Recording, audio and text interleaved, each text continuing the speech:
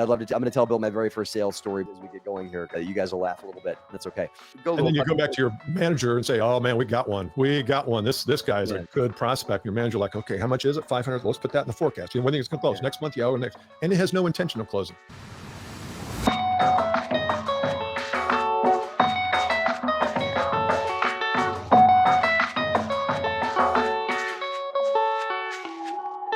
What is happening, DeRosa Insiders? This is Matt Faircloth here. Welcome to the Cash Flow Digest Show. Our company is the DeRosa Group, and we're a company that's dedicated to transforming lives through real estate. We do that by creating phenomenal residential communities for our tenants. We do that by creating exponential returns for our investors, by creating just really exciting places for our employees and our staff to work in because they know that what they're doing is making a difference. We all want to make money with our investments, with our returns, or with our jobs, but we also make a difference. That's what we do, and that's what we want to teach you to do here on this Cash Flow Digest program. If you guys want to hear more about DeRosa Group, just go to our website, DeRosaGroup.com. If you guys want to watch us live too, you can go to DeRosa Insiders on Facebook and join that free community, and you guys can get on and ask me live and give some shout outs like people are doing right here, right now on the program while we're watching. People are interacting with me. It's great. Broadcast every Friday at noon Eastern. You can also watch this program on Spotify, whatever way you're doing it. I'm grateful for you, and I'm grateful for you guys being a part of this community in whatever way that you're doing it. And please express your gratitude back to us by liking the show right now. Give it a 5-star review and write something nice about us. We love to have nice things said about us. So please do that, guys, right now. We're going to be talking about a concept. Concept is sales, okay? And I want you guys to take this in real deep. Everyone is selling something, right? If you are a CPA, if you're a school teacher, if you are a firefighter, whatever it is, we all as humans are marketing something, right? So I really want you guys to listen real closely to my guests that we're going to be bringing on today about just the concept of sales and how to convey your message and how to get people, could be potential customers, partners, whatever it is for you, how to get them to a yes by helping them understand your message in the right way. Whether you're selling yourself, whether you're selling a real product, or whether you're selling the concept that someone should align with your goals or who you are or hire you or whatever it is, we all have something to sell. So let's talk about the selling process. We're going to bring in Bill Caskey. He's written multiple books, Same Game, New Rules, Rewire the Sales Mind, The Sales Playbook, and Email It. I was a real traveling salesman for 7 years before I got in real estate. I'm going to tell Bill my very first sales story as we get going here. You guys will laugh a little bit. That's okay. So let's bring Bill in. Bill Caskey, welcome to the show. Thanks. Matt, you've done this before a few times, haven't you? I have. So have you with that fancy pants microphone of yours over there. How are you today, man? We're comparing microphones. That's what grown men do now. We compare microphones. Oh yeah, yeah. Cool. So Bill, let's talk sales, man. Before we get in, I want to just throw this out to you. I've got a few good sales stories for you. I was in college looking for a job. An ad in this thing that some people might have heard of called a newspaper, right? It said managers wanted, right? It's like, all right, man, I'm in. I'll do that. And so I joined. I go, and it's like this whole big seminar room. And they like, hey, we're going to help you make lots of money. At 19 years old, I'm like, hey, they said I could make thousands of dollars. That's a lot of money. I think I'm going to do this, right? So I hop in the imitation perfume and cologne business. For a couple of weeks, I did it. But we were just pitching people in gas stations. People just walking around living their life, just trying to get by. You're like, hey, can I ask you a crazy question? What kind of perfumes do you like? And you had this lie you would tell them, like, yeah, I just came from this factory, from this trade show. We just got some extra perfumes. Do you guys want extra perfumes or whatever? Maybe sell 1 or 2 a day. It's like the epitome of cold calling, right? I did that. I've done Amway, believe it or not, of all things, which is like about, that's yet another kind of funny sales kind of weird thing. I know that's not what you're going to talk about today. And then I also was a real salesperson. Could you just give us a quick intro? Well, I love your stories, and unfortunately, the story that you told about the perfume or the cologne, sometimes that feels like what we're doing in sales today is we're randomly calling people who don't want to talk to us. And I'm sure a lot of those people didn't say to you, oh, Matt, thank God you're here. I smell like they wanted to get rid of you as quick as they could. And so I think sometimes sometimes we laugh at that, but yet that's kind of what we're asking people to do in a way today with cold calling and all the interruption methods that we've concocted as marketers and sellers. It sounds like a bridge too far, but I think after we talk about what it really should be, I think it'll calm people's nerves a little bit. Sales, sometimes people think that it means like interrupting, bullying, forcing your way into things, and convincing a unwilling party. That's right. To give you money. Awful words that go around sales, like the word convince. Convince almost means like you think this thing over here, and it's now my job to deprogram your thoughts and make you think something new, which is that you need my product. Well, let's go for Bill's background. Thank you, Matt. I appreciate you having me on today too. Yeah, brother, no problem. I'm looking forward to this because it's all stream of consciousness. Well, I got out of college. I'm not going to take you through blow by blow of my 20s because that would be both interesting and boring. But I was adrift. I didn't know what I wanted to do. I didn't major in sales. And so you get out and you're kind of looking for a job. And somebody said, hey, you ought to get into sales. And so I got into sales, and I was awful at it. I was terrible. I didn't have any framework. I didn't have any coaching. I didn't have any help from my manager. I was in the heavy equipment business, Caterpillars and John Deere tractor. Said, here's $1 million. Here's your customer list. Good luck. And that was it. Is that who you sold for? I was with Ingersoll Rand. Oh, really? Similar backstory. Yeah. Yeah. So keep going. Selling things that I didn't know anything about. I didn't grow up in that era. You probably didn't either. No. Didn't know what a I was bulldozer. selling air compressors. I was supposed to be selling machines. I didn't know what these things did. People would ask you techie questions like, well, where do you change the oil? I didn't know where how to change the oil on these. The technicians will do that for you. Yeah. So I struggled in my 20s. And finally, I think I had that side of the bed conversation we have at night. Like, is this really what I want to do? Am I really cut out for this? And so I started to go on sort of a seek and destroy mission and just try to understand the profession. What was I doing wrong? Because I was always in the middle of the pack, lower to middle of the stack rank. And that was back in the days when they had stack ranks. You knew exactly where you were versus the other people. So you would see the guy at the bottom, like you would know who he was, the guy at the top, and see the whole It's all thing. shame. It's all shame. Shame-based. Yeah. Look at how lousy you are. So I decided that I needed to change. I needed to reinvent or really learn the profession. And so I started digging into a lot of content. That was back in the days with cassette tapes. None of your listeners ever heard of those. They followed the newspaper, as you said. I just tried to learn all I could. And it felt to me like every selling system was trying to turn me into a clown of some kind. It was trying to turn me into like you said, Matt, convincer, a persuader, back patter and play golf and get the person to like you and get them to shake their head and all that garbage. And I hated that. I hated it because it didn't feel real. And so I finally decided I'd had some background in some Eastern philosophy and some meditation practices and some 12-step stuff. And I thought, boy, if we could package some of that, get right with yourself, get right mentally and emotionally, and then go out to the market and communicate your value, I thought things would get a lot easier. And they did. And so I wrote a book called Same Game, New Rules. You can find all this stuff at billcaskey.com if you're interested. But I said, well, the game of selling is the same, but we've got to have some new rules. We can't just keep doing the convince and persuade game. So over the last 25, 30 years, I've been working on this idea of what is a selling philosophy, which I'll share a little bit with you today. Mm-hmm. And why is it that some people succeed wildly and some people struggle? I could give a person the same territory, the same laptops, the same website, and 20% of that population is going to excel and 80% is going to be somewhere in the middle. And I thought, well, let's find that out. Let's find out what the high achievers are doing differently. And maybe we can get there. Maybe some of us can get there. So that's been my path over the last 25, 30 years. But so I love that, by the way. I love the concept you just said about, getting right with yourself first. And that's going to help you get right with conveyance. Because I'm going to put words in your mouth right now, but this is what I heard anyway, is that people want to work with confidence. And if you're right with yourself, you're going to exude confidence. It's like dogs and bees can smell fear, but so can people, right? Like you can smell that too, but people can also people want to be around confidence. They want to be around. And when I say confident, I don't mean cocky. It's different, right? Confidence is a deeper inside thing that comes from the standpoint of, hey man, this is what I have to offer. I'm speaking in salesman terms now, take it or leave it. Yeah. Right. I'm going to live another day if you take this product or not. This is why I think you need it, and I'm maybe getting a little bit further ahead of you here, but this is why I think you need it. And this is how I believe it can help you. Yeah. But I'm by no means trying to convince you of anything, Yeah. I think that word confidence I think about it in two ways. Confidence, our confidence, how we carry ourselves, handle ourselves. And I think one way to destroy confidence is to be somebody you're really not. And to take on this badge of enthusiastic and happy and if you're not, you need to be who you are. And that's hard for us because we've started in grade school to be somebody else wanted us to be, teacher, principal, parent. And now we wake up and we're 50 years old or 30 years old and we don't know who the hell we are because we've been wearing this badge of persona for so long. I just got off a coaching call today. Coincidentally enough, he's in the commercial real estate business and he's doing, shopping malls and things like that. And we were on a coaching call and he goes, we talked about imposter syndrome, which I think we're going to get into a little bit today. He said, I never went to college. He said, sometimes I sit in meetings with all these MBAs and these whale accounts. And he said, I know what I'm doing, but I get that voice in my head that says, what are you doing here? Why are you in this room? All these people are smarter than you. And he said, I get that all the time. And we talked about it for about 10 minutes. And it was almost like once he released that, it was gone. Yeah. And we talked about it. And I said, I do too. I mean, a lot of times I'll shoot videos and I'm like, really, Bill, what are you doing? And some days I'm like, oh no, it's up to me. And other days it's like, who do you think you are?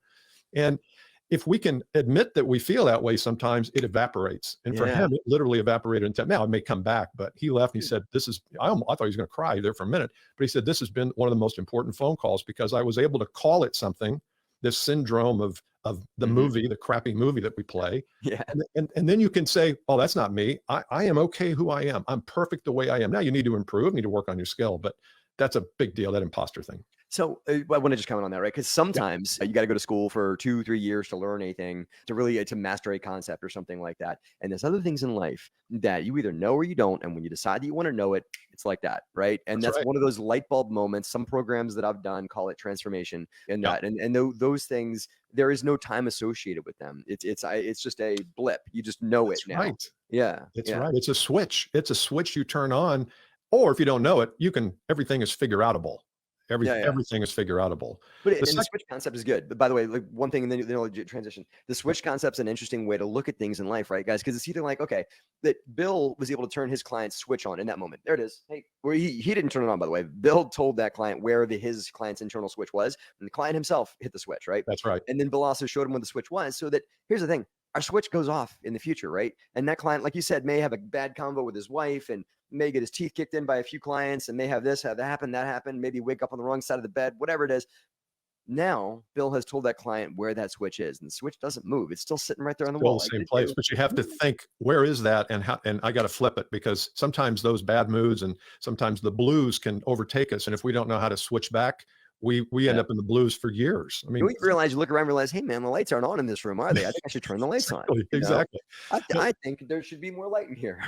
Let me share with you the second part of I started with the confidence in ourselves, but also think about sales, really what you're doing when you show up. And again, this could be if you're trying to, raise money for a deal or whatever. We were, like you said earlier, Matt, we're all selling.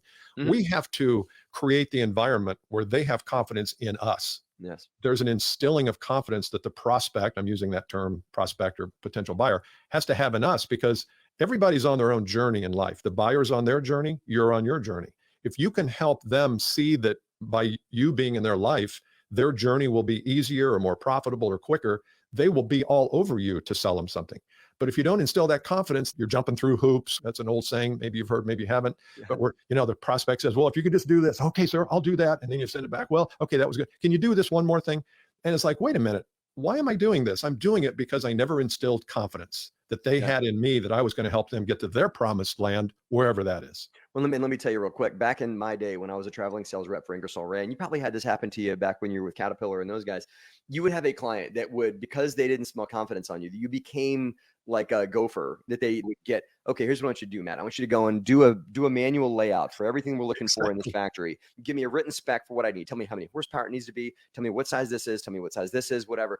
And give me like a rough budget for all this. And you're like, here you go, sir. I did it all for you. Thank you, sir. May I have another? And then they would go and take that and put it out to bid. Yeah.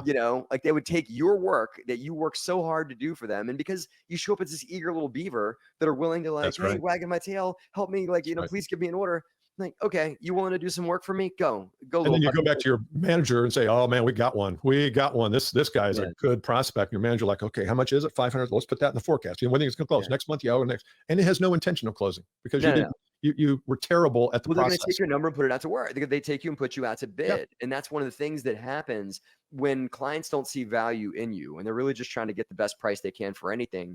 And they don't see any difference between you and the next guy. All you are is a commodity at that point. That's right. Then all you're doing is helping them make their life easier. They're going to say, thanks, man. I appreciate you doing all that free work for me. Now go bid this job and you can have a race to the bottom with you and a bunch of your competitors. And then they call you in a year and they do the same thing. And by the way, I'm not blaming them. That's just the way the system is rigged. The system is set up that way. So we've got to change the system. It's up to us as sales professionals. And this goes, again, if you're raising money, the typical, I would assume the typical guy that is out or lady who's out there trying to raise money has a way of doing things that has a lot to do with them. Here's what I need. I need $1 million to buy these properties. And sometimes we don't give attention to, well, what do they need? What do they want? You talked about this in the lead up to this, Matt. I really appreciate that. You said, well, let's make sure their intentions are known. Yeah. What they want to accomplish. I just had this real estate call. He was getting ready to pitch a $10 million piece of property to this buyer. And as you said earlier, conditions are changing. The whole marketplace is in upheaval. And the buyer is used to having a 12.5% return on a property. Well, that's not what this is because of interest rates, because of cost of capital. So he's going to have to live with 9.5%, but it's either live with that or not do it at all. And I said to my guy, I said, you've got to go into the buyer and say, look, here's a fact. You're not going to get 12.5% on this. You may think you are, you're not. So are you willing to live with 9 or whatever? And if you're not, that's cool. I'll go find somebody else, because nobody's selling in this area. This guy I have a contract with. So you've just got to explain it, not in a threatening way, but in a real way. And you've got to preempt these problems that are happening in the marketplace, which you talked about earlier.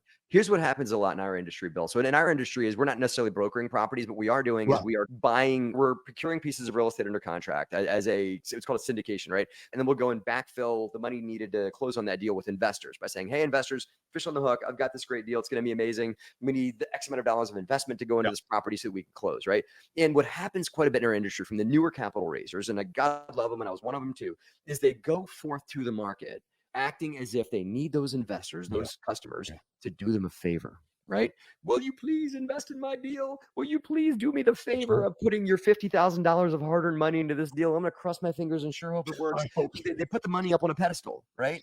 So here's the antidote to that. And this is going to sound simple, but it requires a little work. And by the way, I've got something that I want to share with your listeners. I've got a document that has a lot of these concepts in it. How do they get that? It's called 5 Reasons You Don't Have Enough Clients. Go to 5reasons.com, the number 5reasons.com. So the antidote to this fear, or the way you just described, the neediness, and we can sniff that a mile away.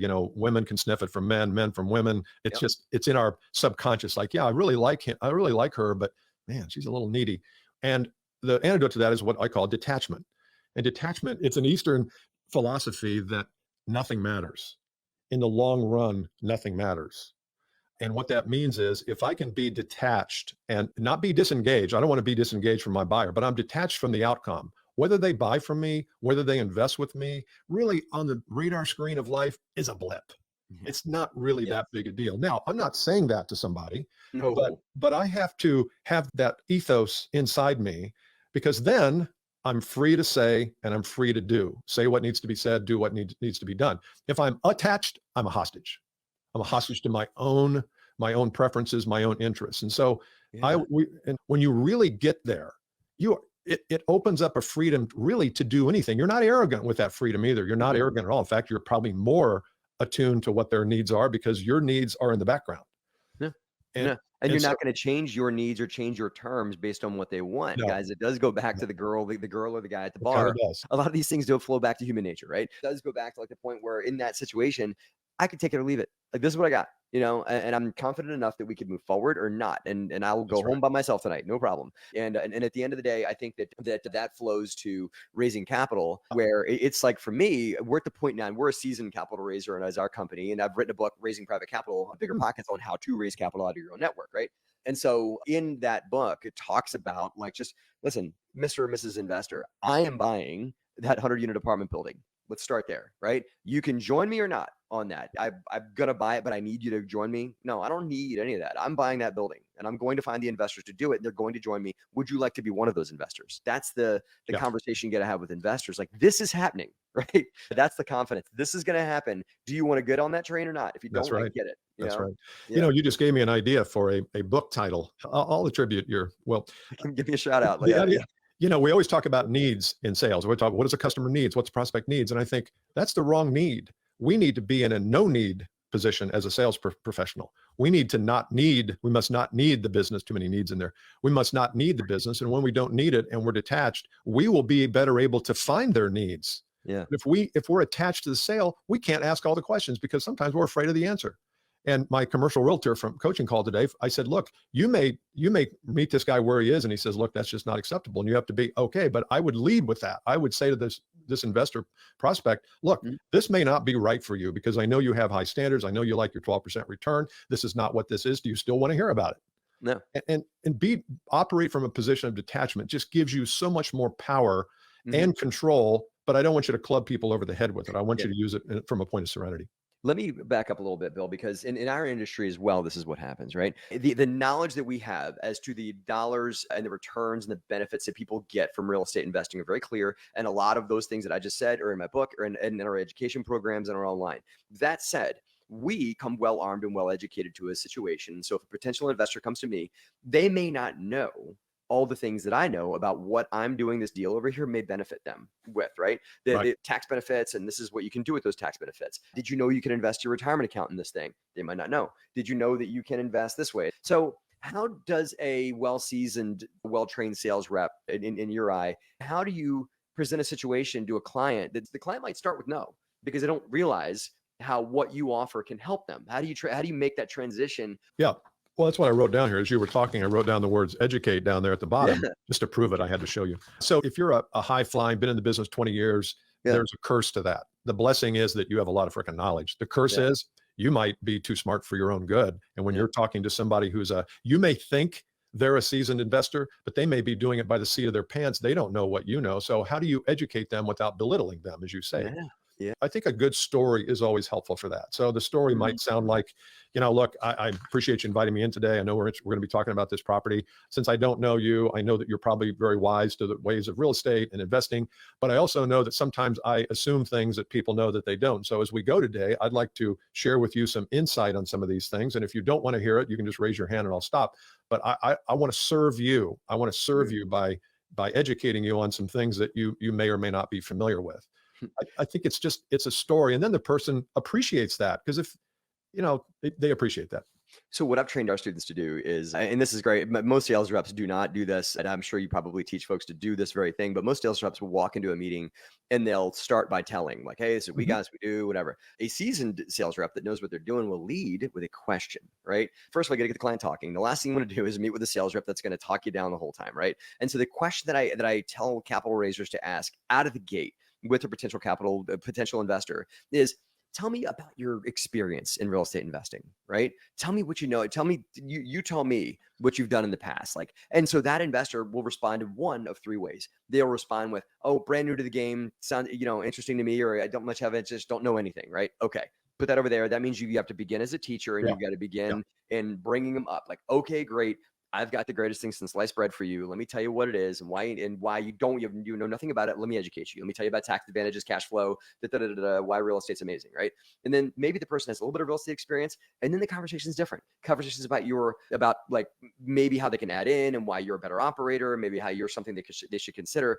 And then there's the third person that has tons of industry experience in working with something like that. And you need to know, because then really what you want to do is tell them what you do, what you stand for is different than what they might have experienced from other people, right? And that it will, maybe you've experienced this from other operators, maybe it's this. This is what we do. This is how what we do is different, and that's why this opportunity is different than anything you've seen before, or maybe aligned with the best thing that you've seen in the market, right? And so I like to train my students that are looking to raise more capital.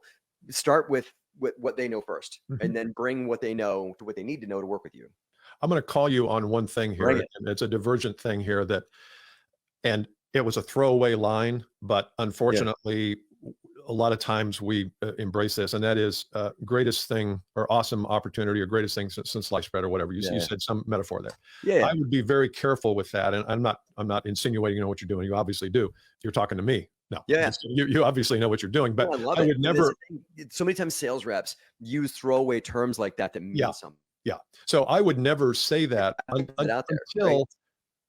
until we got to the part where it was legitimate to say that. Like, after you've been through the understanding where they are and you talk and you get understanding an hour in, you say, look, I've got something here I think it's going to be special. But up front, you don't know if it's the best thing ever, because you don't know them yet. And so I'm not saying don't say it. I'm just saying that if you're a pro, you're not saying that until much later in the process. If you go to a doctor and he's getting ready to operate, doctor would never on the first call say, well, look, I got these tools there. I can't wait till I cut you open, man. These are great tools. I just bought them from Amazon. Instead, they're saying, well, tell me what the problem is. Tell me where you're hurt. Tell me what you've done to fix it. Well, let me share with you how surgery works. You're out of commission for 6 months. You want to do it? Yeah, let's do it. And then they say, I've got some special tools here. So it's just a matter of timing, I think. I like that. And that's true in the sales process in a lot of ways, that it's important to seek to understand. Those 7 habits, right? You gotta seek to understand first, see where they are as a potential client, where air quote, what hurts, as you said, right? And we got to spend more time on what hurts, because your potential client would love you to talk more about that. Because that's like, let's talk about me and my needs and stuff like that longer that's than right. Right. That's right. So here's a way to think about that. And maybe your your listeners or viewers can just draw a straight line on the page. And this is in this document at 5 reasons. And at the very top of that line, put high intent. This is an intention, a vertical intention line. At the bottom, it's low intent. Low intent, when you operate from low intent, it's all about you, baby. You could care less about anybody else on the planet. It's all about what can I get out of this deal. High intent is where all of your needs are set aside and it's only about the prospect and their circumstances and their pains and objectives, et cetera. Now, I don't think we ever just totally divorce ourselves from our own needs, but generally you want to be in the top half or third of that vertical line. You want to be focused on their needs. And when you couple that with detachment, you are extremely powerful because, again, you can get halfway through the meeting and say, I don't think this is a fit. I think it's best if we just abort here or just close it up. It's just, but if your intent is to make the sale and to get something out and you're attached, there's no way you can say that. You just can't say that. Yeah. And that's why people, and not so much in your business, but in the business to business sales, they close 15% of the deals they propose because they can't say no. They can't get to a point where they say, you know what?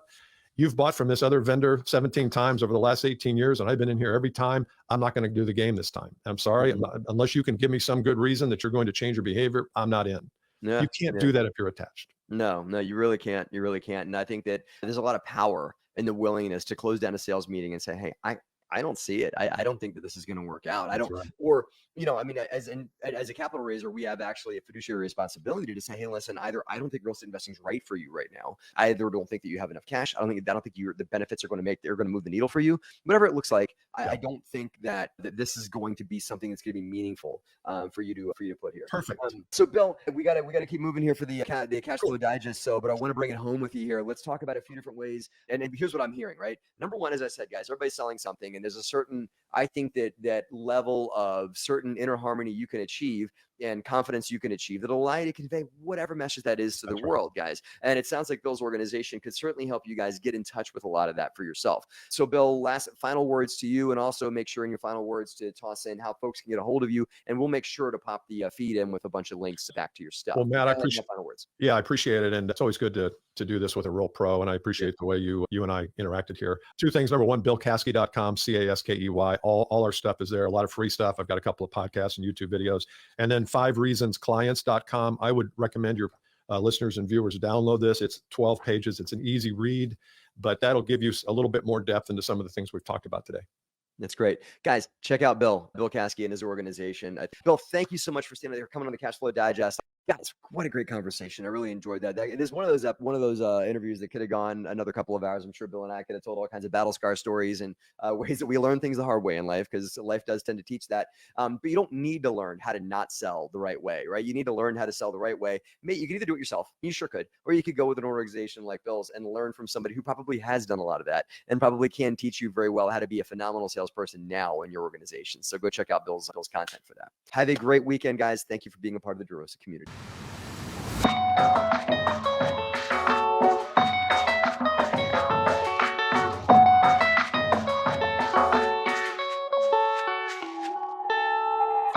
Hey guys, Matt Faircloth here. Thank you for listening again to the Cash Flow Digest. I really appreciate you guys doing that. If you guys want to hear more about what DeRosa Group has to offer, go to DeRosa Group, DeRosa Group.com, DeRosaGroup.com online. You can hear about all the great things that we offer from an educational standpoint and passive investment standpoint on our website. See you there. And if you guys want to join our online community, DeRosa Insiders on Facebook, where you can watch this program get recorded every Friday at noon Eastern, and you can come on as even a guest or ask questions on the show. We hope to see you guys on our online community, DeRosa Insiders. See you there.